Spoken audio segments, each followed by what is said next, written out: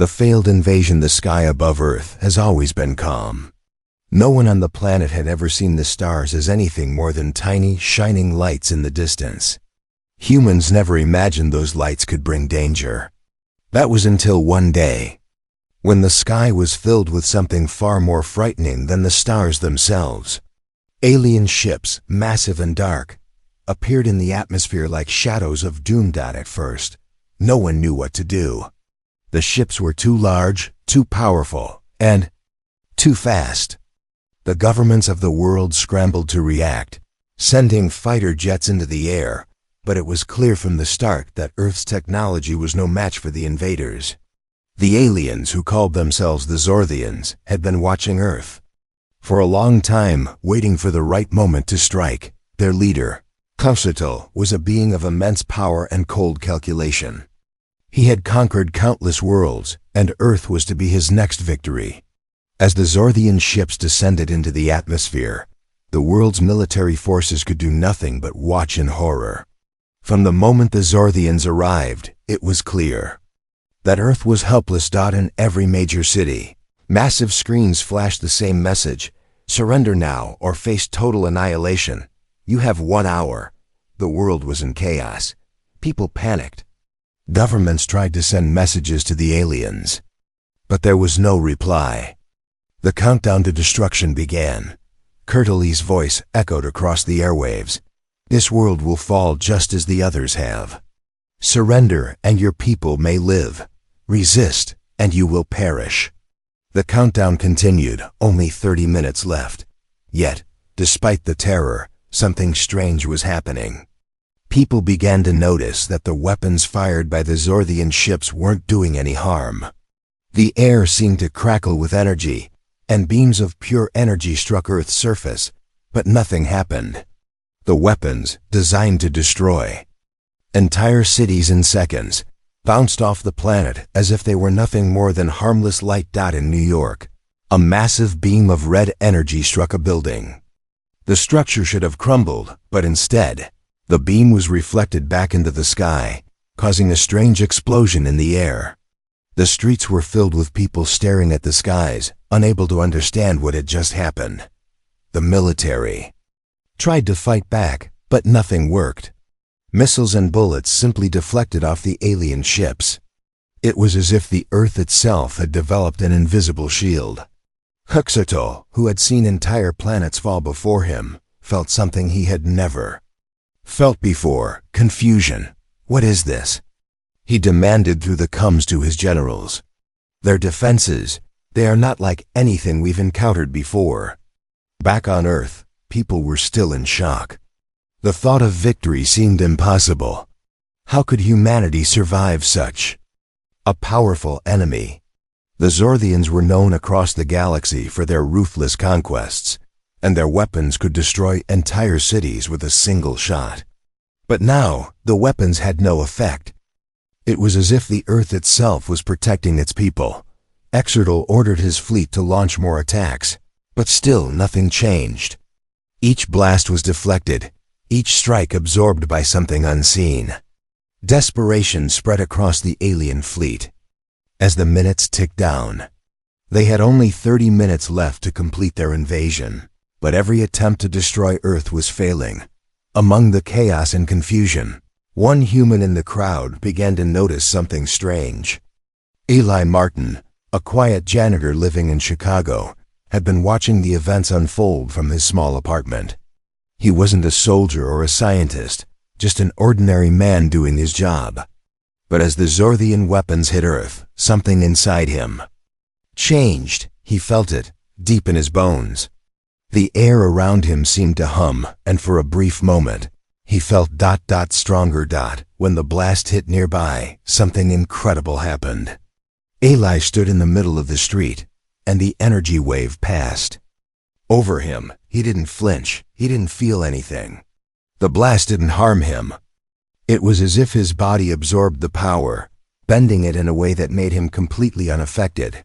He wasn't the only one. Everywhere around the world, people who were close to the energy blasts were also unharmed. It wasn't just that the weapons bounced off the Earth. They seemed to bounce off humans as well. The Zorthians couldn't understand it. How was it possible? The alien ships paused in their attacks. For the first time, the Zorthians were unsure of what to do. Their greatest weapon, their advanced energy blasts, had no effect. They tried to adjust their strategy, but nothing worked. Earth's defenses were unlike anything they had ever seen. The humans weren't just surviving. They were immune. Exertal stared out of his command center, watching as his fleet's weapons repeatedly failed. He was frustrated. "Prepare for a ground assault," he ordered. "We will capture their leaders and force them to surrender." But even as his fleet moved in for a more direct attack, there was one question that everyone, human and alien, alike was asking. Why? Why weren't humans being harmed? The countdown was almost over, but the aliens still couldn't answer that question. The invasion was a failure before it had even begun. And yet, for the first time in the history of the galaxy, humans had become something the universe had never expected, a force no weapon could destroy. And so, the Zorthians retreated. They weren't defeated, but they were confused, frightened, and unsure of what to do next. Earth had stood its ground, and the invaders were forced to pull back. Eli Martin, who had unknowingly become the center of this strange phenomenon, had no idea how or why this had happened. He was just a janitor. But now, the world's governments were watching him. The aliens had retreated. But the question remained, what was it about humans that made them so powerful? And what would the Zorthians do next? As the world watched, in stunned silence, humanity realized that they had just become the most dangerous species in the galaxy. The man they can't kill. The whole world was talking about the failed alien invasion. News channels repeated the same strange footage again and again. Energy beams falling from the sky and bouncing off the ground without any damage. Scientists were confused. Soldiers were shocked. The aliens had vanished just as quickly as they had arrived. But behind all the noise and questions, one man sat quietly in a small white room deep underground. His name was Eli Martin. He had no special background, no military training, no heroic past. Just an average man with a mop and a quiet life. But now the world was looking at him like he was something else entirely. After the invasion failed, Eli had been picked up by government agents. They said it was for his safety, but it didn't feel that way. He was taken to a hidden research facility outside the city, where doctors and scientists surrounded him like he was a puzzle they couldn't solve. They ran tests on his blood and skin. They scanned his body. They made him walk through fire and exposed him to high radiation in controlled rooms. But through it all, Eli felt nothing, no pain, no damage. His body didn't even bruise. His skin was like a mirror to anything harmful. Every test gave the same result. His body rejected all threats as if it had some invisible armor. Dr. Lena Voss was the lead scientist at the facility. She was sharp, curious, and different from the others. While the rest of the team saw Eli as an experiment, she treated him like a person. She asked him about his past, his health, his life as a janitor, and if he had ever felt anything strange before. Eli told her he was just a normal guy. He lived alone, had no family, and had never been sick a single day in his life. He never thought much about it. Maybe he was just lucky. But Lena didn't believe in luck. She believed in data. And Eli's data made no sense. As days passed, something became clear. Eli wasn't the only one. Reports came in from around the world. People walking away from alien blasts without a scratch. Some were children. Some were elderly. No connection between them. Random people who should have died, but didn't. The government wanted answers. Fast. They were afraid. If more aliens came and humans became targets again, they needed to understand what was happening. Why were some humans suddenly immune to the most powerful weapons in the galaxy? Meanwhile, up in space, the Zorthians were also searching for answers. Their defeat had embarrassed them across the galactic network. No planet had ever resisted them like Earth did. Exertal was furious. He didn't understand how a species with no space travel and no energy shields could survive a direct assault. He demanded research. He demanded spies. He wanted one of these strange humans alive and brought him to study. And so, across the stars, new plans were made. A bounty was placed on Eli Martin. 1 billion credits for anyone who could bring him to the Zorthians, dead or alive. Mercenaries, bounty hunters, and alien killers all turned their eyes toward Earth. Back on Earth, Eli was having strange dreams. He saw flashes of his childhood, things he had forgotten, doctors, needles, bright lights. He saw himself as a child in a white room, much like the one he was in now. People in suits stood around him, writing things down. One voice kept saying the same word over and over, Genelok. He woke up sweating. He asked Dr. Vos if the word meant anything. Her face changed. She went silent. Then she left the room. Later that night, alarms went off in the facility. Lights turned red. Security teams rushed through the halls. Eli was confused. He tried to leave his room, but the door was locked. A voice on the speaker said intruders had entered the facility. No one knew how they got in, but they weren't human. The sound of gunfire echoed through the halls. The power cut out for a moment. In the dark, Eli heard something outside his door, claws dragging across the wall, followed by a whisper in a language he didn't understand. Then the door exploded. Eli expected pain. But when the fire and metal hit him, he stood still. The blast didn't harm him. Instead, it pushed back the creature on the other side. It looked like a tall reptile in armor, holding a strange weapon. It tried to shoot him again, but the blast bounced off Eli's chest and hit the wall behind him, blowing a hole through it. Eli grabbed the weapon without thinking and crushed it in his hands like plastic. The alien looked terrified. It ran. Eli didn't chase it. He just stood there, shocked at what he had done. Something was changing in him. He could feel it. Dr. Voss returned with a team of survivors. She had seen the security footage. Eli didn't know it yet, but the video of him standing unharmed in the explosion was already spreading across secret channels. To some, he was a miracle. To others, he was a threat. She pulled him aside and said one thing. "We need to get out of here. Now they're coming for you." Eli didn't understand it all. He only knew one thing. The aliens had failed to kill him. And now, everyone in the galaxy knows his name. Hunted by the galaxy, Lee Martin had never been important before, and now he was the most wanted man on Earth and far beyond it. His name had spread across secret alien channels. His face was shown on bounty hunter screens in distant galaxies. His DNA profile was sold on black markets, and every major criminal syndicate had one new goal: to find the man whose body could deflect energy weapons and whose skin could not be pierced.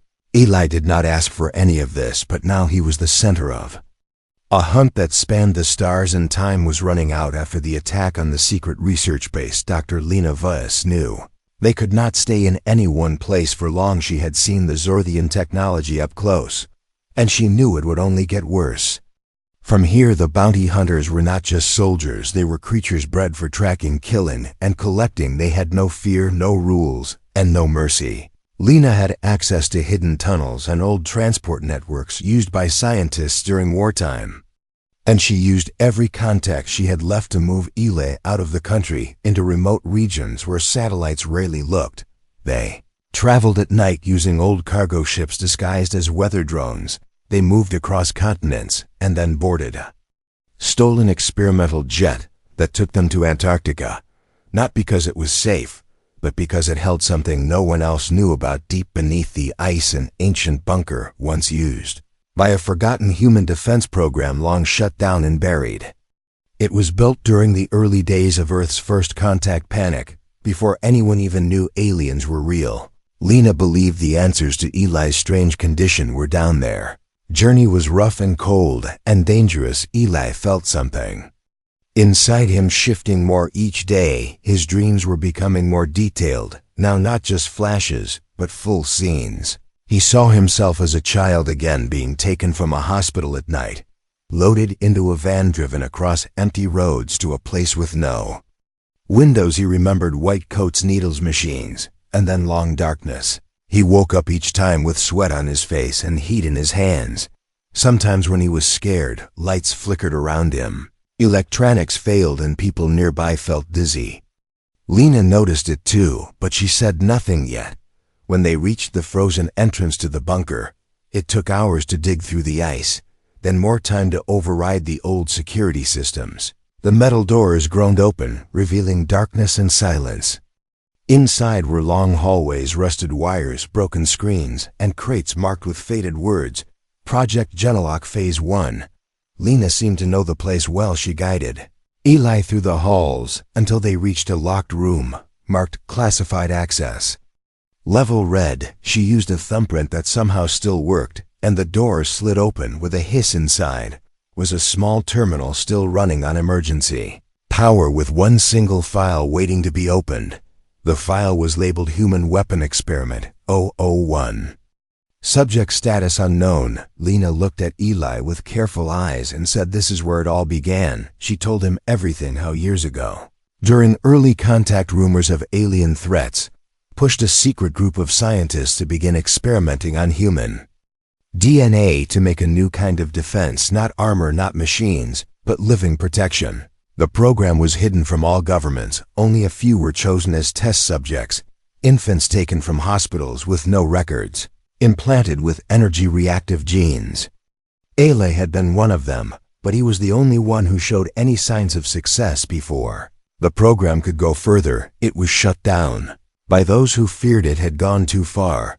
The test subjects were erased from databases scattered across orphanages or fake families hidden for their own safety. No one knew if any of them survived, but now it was clear that at least one had. Eli was not just immune, he was the first successful result, and that meant the others, the ones who failed or disappeared, might also still be out there, and if so, not all of them would be peaceful before they could open the rest of the files. A sudden noise echoed through the bunker. The motion sensors lit up, showing heat signatures approaching fast, not one, not two, but 5 alien life forms closing in. Lena swore under her breath, grabbed her pulse gun, and ordered Eli to hide, but it was too late. The wall exploded inwards as armored bounty hunters stepped into the room, tall skeletal beings with glowing helmets and weapons humming with charged plasma. One of them spoke in a rough voice, saying, "The bounty says alive, but dead is fine too." Lena fired the first shot,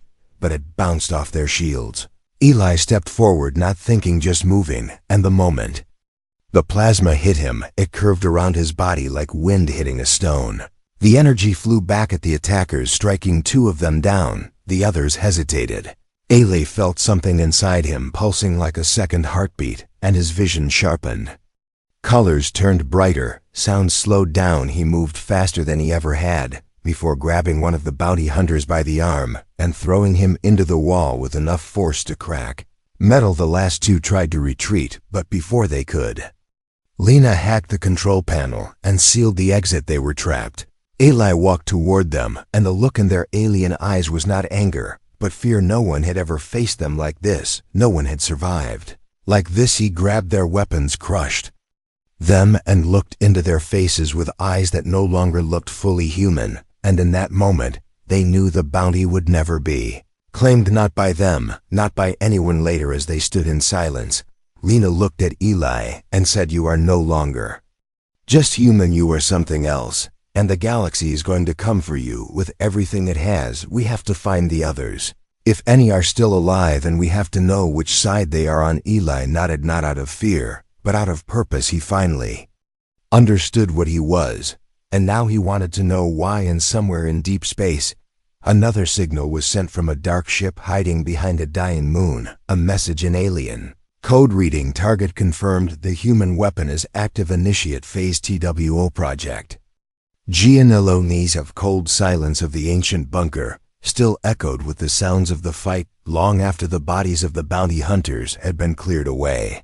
Eli sat quietly in a small corner of the facility, his hands wrapped in bandages. Though he had no injuries, his skin did not bleed, but the heat from his power had scorched the floor beneath his feet, and the walls behind him glowed faintly from where plasma had bent around his body. Dr. Lena Voss stood nearby, scanning through the remaining files that had survived the years of dust and decay on the old servers. The system was slow and unstable, but what it revealed began to shape the truth. Eli had been looking for Project Genlock was not just a defense plan, it had been an attempt to reprogram the very essence of human biology. The scientists had discovered something buried deep within the DN, a code, something ancient and hidden, a dormant sequence that responded to high-energy exposure. The files described it as a dormant switch, like a sleeping part of evolution waiting for a trigger. The trigger was artificial energy, alien radiation, weaponized force. Eli's body had reacted perfectly to the trigger and activated the change. But the project's early tests had been dangerous, and many children did not survive the transformation. Eli read the files with wide eyes, watching the names and numbers scroll across the screen. He saw images of babies lying in test chambers, long tubes running into their arms, tiny bodies glowing with strange light. He recognized none of them, yet it felt familiar. Then he saw one file marked Subject 004, status unknown, female, 5 years old, extreme reaction, classified unstable. That was the last entry. There was no name, just a blurred photo of a girl with bright eyes and a strange scar under her ear. Eli stared at the image, unable to look away. Something in his memory stirred. Lena told him that after the project was shut down, the remaining children had been scattered across the world with fake identities and erased records. Only a few scientists had survived, and even fewer knew the truth. And now many of them were missing or dead. Some probably silenced by the very organizations that once ran the program, others likely hunted by aliens who had learned of Genlock through underground networks. Eli felt a wave of cold pass through him, the kind that came not from fear, but from the weight of knowing too much and realizing that you were part of something far bigger than yourself. As they moved deeper into the bunker, they found another chamber, this one protected by biometric locks.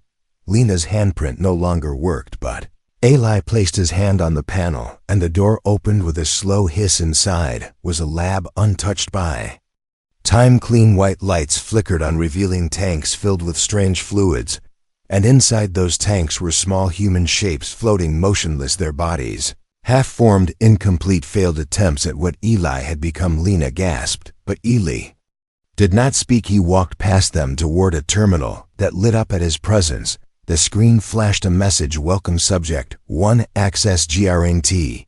Lab had been built to control Genlock, to guide the evolution of these children into weapons of war, not for defense but for domination. One file listed combat simulations, another listed personality suppression tests, another simply said termination protocols. Eli read each word slowly, feeling a fire rise in his chest. He had not asked for this life. He had not chosen to become a weapon, but the people who created him had never cared what he wanted. They had seen him as a tool, not a person, and now their sins were waking up across the galaxy before they could copy the files. The lab suddenly shook. Alarms blared again. The sky above the bunker turned red with heat sensors, showing multiple incoming crafts, not bounty hunters this time, but Zorthian command ships, sleek and silent and deadly. They had found them at last. Lena tried to transfer the files, but the system locked her out. A virus was spreading through the bunker. Systems, a self-destruct signal had been activated from orbit. Someone above wanted everything buried again. Eli turned to her and said, "We need to go now," but she pointed to one last door marked with a red sign that said Archive Room, Private Access. She believed the rest of the truth was inside, and Eli knew they could not leave without it, so he punched through the wall, breaking the lock, and inside they found rows of video logs. One showed a group of scientists arguing, another showed a baby being placed inside a glowing chamber, but one file played itself automatically and filled the room with a voice. Familiar yet broken, it was a message left by the original creator of the program, a man named Dr. Callan Rourke. He spoke slowly with regret in his voice and explained that Genlock was never meant to go this far. He said the DNA they used came from something not human, something found on a crashed alien vessel. Long ago, a substance that could merge with human genes and create something new. He warned that once activated, it could not be undone, and that each subject would grow more powerful over time until they no longer needed protection from the world. They would become the danger themselves. The message ended with 4 words: they will come back. The room exploded around them seconds later as the Zorthians breached the bunker. Eli shielded Lena with his body, and the flames curved around them harmlessly. But the files were lost, the logs destroyed, and the past erased. Once again, only the memories remained, and the knowledge that there were others out there like Eli, some hiding, some lost, some already discovered by the enemy they escaped through an underground rail system hidden beneath the lab. And as the ice above cracked and melted from the alien fire, Eli looked up at the burning sky and felt no fear. He felt resolve, because now he knew what he was and what he had to do. He had to find the others before the galaxy did, and he had to prepare for the war that was coming, not between aliens and humans, but between those who had been changed and those who had not. The broken alliance. The train moved silently beneath the frozen wastelands, a relic from a time when the world feared war, but never guessed it would come from the stars. Ele sat by the window, watching the darkness pass by. His thoughts heavy with what he had seen, the failed experiments, the truth of Project Genlock, the message from Dr. Rourke, and most of all the fear that others like him might already be out there suffering, hiding, or worse, being used by those who understood their power and saw them as tools of control. Dr. Lena Vuss sat across from him, working on a damaged tablet, trying to recover even a fragment of the files. They had lost. The explosion at the bunker had erased the main records, but not everything. Some pieces had been saved, including one name that had survived the purge, a location tied to an old Genlock satellite program, a place once used to gather remote data from the enhanced subjects, a place called Echo Station, buried on a distant moon orbiting Saturn. The signal had been silent for years, but now it was active again, pulsing with life, as if something or someone had turned it back on. They traveled fast using an old launch platform hidden deep within the South American jungle. The site had once belonged to a private space company, long bankrupt, but its systems still functioned. Lena hacked the platform and set the destination. The flight would be dangerous, but it was their only chance to reach Echo Station before anyone else did, and Eli knew they were running out of time when the ship landed on the frozen surface of the moon. The sky was a pale purple with clouds like slow-moving waves. Echo Station stood at the edge of a deep crater, its lights flickering, its walls cracked by years of ice and wind, but inside was warmth and power. Someone had restored it recently. And they were not alone. As they entered the main hall, a voice called out, calm and steady, not hostile, but not friendly. "They're welcome to the edge of forgotten history." Eli turned and saw him, a tall man with silver eyes and a mark on his neck, shape that looked almost like a circuit. His name was Kale, and he was like Ele, enhanced, changed, awakened by the same energy that had transformed him years ago. Kale was older, stronger, and his powers were more controlled. He could walk through flame and bend metal with his thoughts. But unlike Eli, Kale did not hide. He had built a small community of enhanced survivors deep inside Echo Station. They called themselves the Awakened, and they believed the future of humanity did not belong to the normal anymore. It belonged to them. Lena tried to explain why they had come, that they were looking for answers and help, but Kale was not impressed. He had heard the stories of Eli. He knew the aliens feared him, and he saw him as a symbol, a banner to rally the Awakened across the solar system. He offered Eli a place among them, not as a guest, but as a leader, to help them build a new world where they would no longer be hunted or feared. But Eli hesitated, because something in Kale's words felt wrong. Not evil, but proud, too proud. As they walked through the station, Eli saw children training in combat drills, young men and women to control their powers. They were strong, but they were also angry, filled with rage from lives spent. Hiding and suffering, Kale had given them purpose. But that purpose was turning into something dangerous, not defense but conquest. Ayla spoke with some of them, heard their stories, and slowly realized the division was deeper than he thought. One night, Kale took him to a private chamber and showed him a plan, blueprints for satellites that would release a global signal designed to activate the genlock sequence in anyone who carried the dormant gene. It would not just awaken the hidden, it would change the future forever. Kale believed it was the only way to protect their kind, to level the playing field before the aliens returned in full force. But Eli saw the danger, forcing change without choice, risking millions of lives without consent. That was not protection, that was control, and he could not accept it. Lena warned him that Kale would not back down, and she was right. The next day, Kale stood before the awakened and declared Eli a traitor, calling him weak for wanting to protect the humans who had once feared them. Eli tried to speak, but the crowd had already made their choice. Kale gave him 1 hour to leave Echo Station or stay and face the consequences. As they prepared to escape, Lena found a quiet room where a young girl sat alone. She had a scar under her ear, the same as the girl from the old file. Subject 004. Her name was Mira, and she had been found by Kale's scouts months ago. Silent, powerful, and different, she barely spoke, but when she looked at Eli, something clicked inside her, like a memory, like recognition. Before they could speak, alarms rang through the base. A new threat had arrived, ships descending from orbit, but not Zorthian, not bounty hunters. These ships were human-built and armed for war. The Earth governments had found the signal from Echo Station, and they had decided to end the threat before it grew into rebellion. Missiles locked onto the base and defense systems flared. Kale's forces ran to fight, but Eli knew it was too late. The alliance had broken, not just between him and Kale, but between the awakened and the world they had once protected. He grabbed Lena and Mira and made for the lower launch pad. As explosions ripped through the station, metal twisted, fire rained from above, and the dreams of peace shattered into silence as the escape pod launched into the cold of space.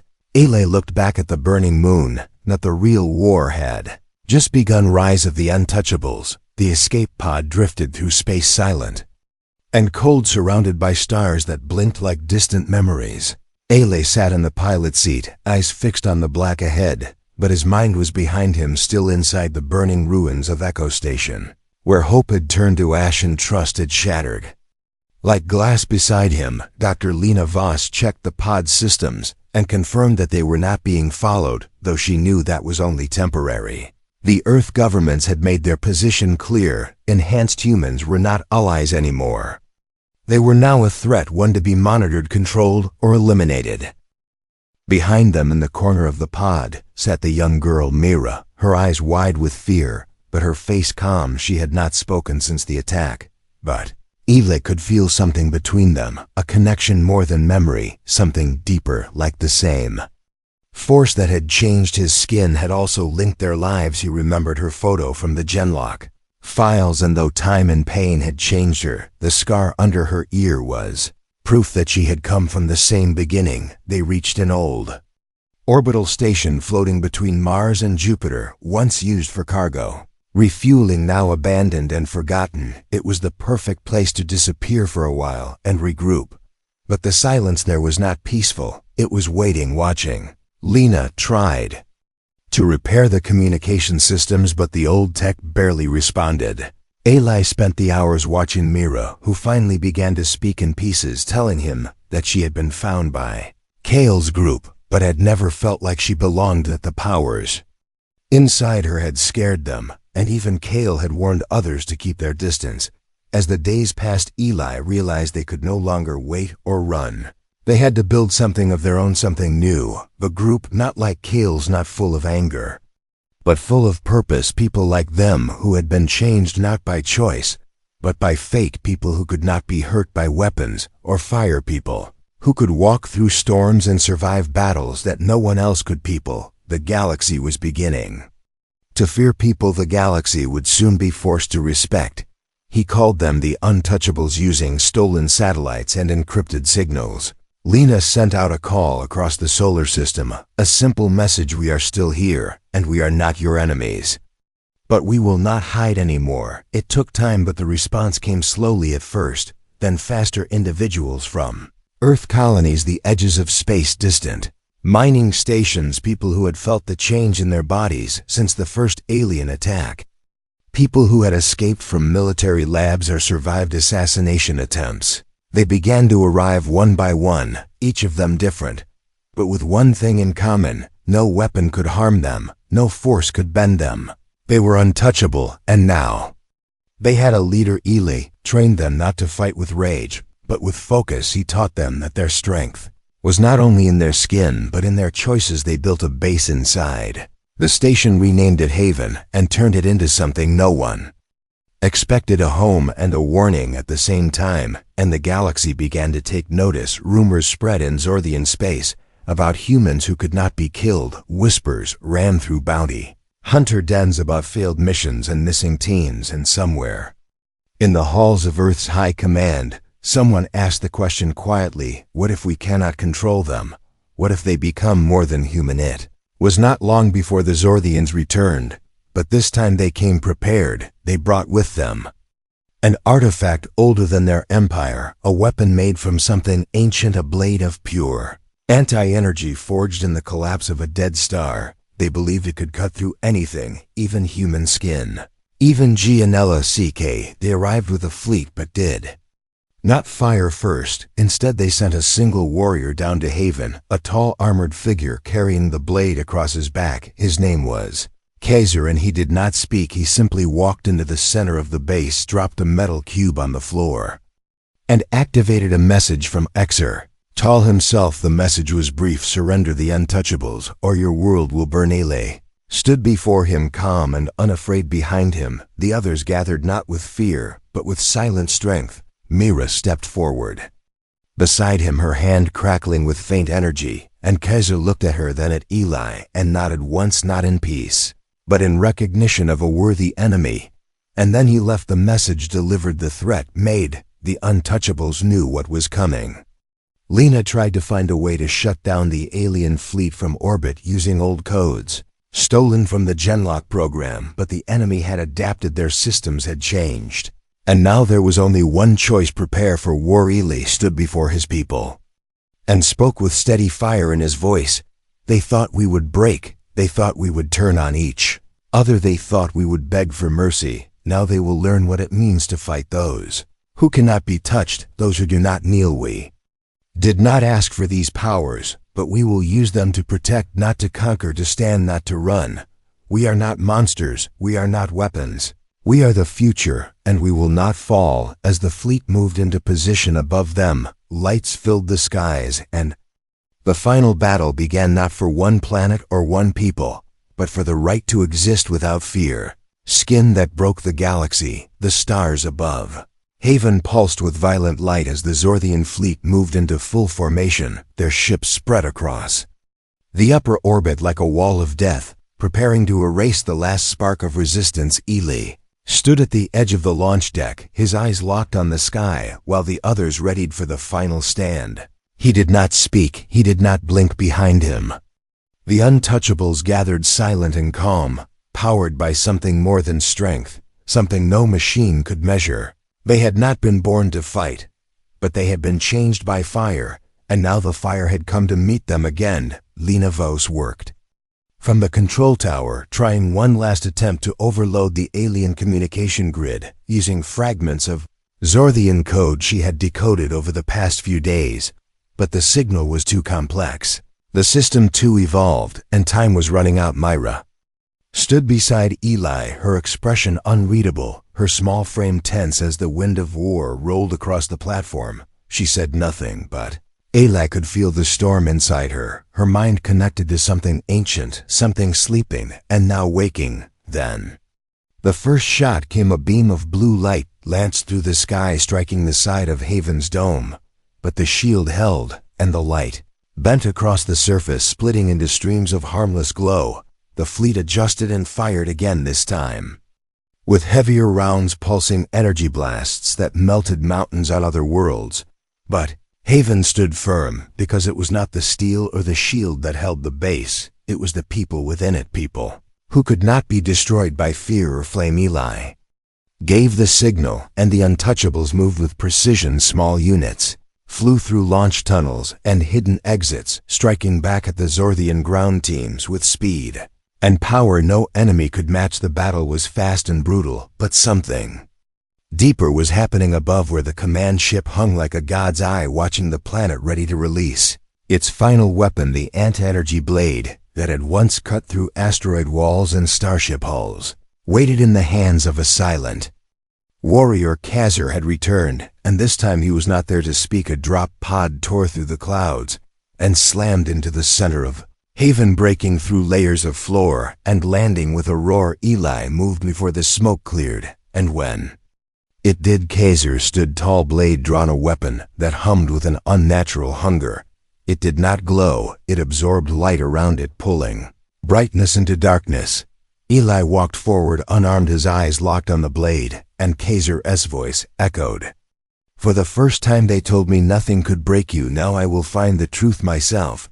The blade moved faster than thought and struck Ele across the chest, and for the first time since the day of the first invasion, Ele felt pain, a sharp slice that burned deeper than fire. The blade had cut through his skin, not fully, but enough to draw blood. Kazir smiled and raised the weapon again, but Eli caught it with both hands and held it steady, the energy from the blade surging into his arms, but not passing through him. This time his body began to glow, not with fire, but with something older, with a force that came not from science, but from the stars themselves. Mira screamed as the power inside her burst free. Lightning poured from her body, crashing into the walls and turning the air electric. The other untouchables felt it too, a wave of something vast, something ancient awakening inside each of them. Not just defense, not just resistance, but evolution, a final stage that had waited until now to reveal itself. Eli turned the blade toward Kazir,